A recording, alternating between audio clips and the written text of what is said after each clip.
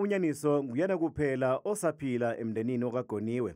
Wayeneminyaka emithathu khathi kubulawa ngesihluku uyise uMatthew ngo-1985. Ulandise ngesibindi sikamama wakhe khathi etshela amaphoyisa ngeinsolo zakhe zokuthi usola uphiko lwezokuphepha lohulumeni obandlululo ngokushona komyeni wakhe. I think she knew from the way the prior things that went on prior, the raids, the tapping of the phones.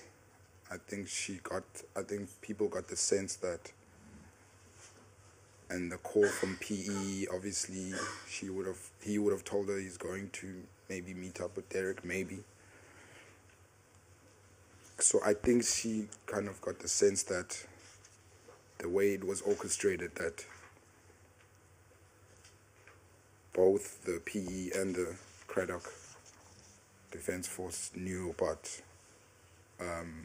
they planned it and knew about what happened on June the 27th.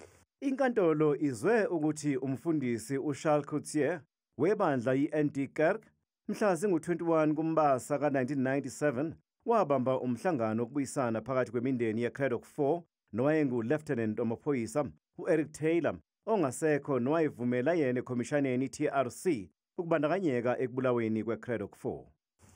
Did he explain to you why it is that he wanted to meet the families of the Cradock 4? Yes, he said he was involved in the Cradock 4 killings, and he would like to meet the family to have some forgiveness, if they can forgive him and things.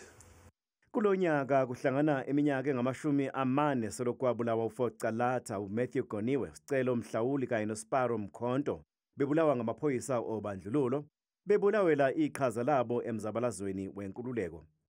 Babebuya emhlanganweni we-UDF eBhayi e-Eastern Cape khathi bebulawa.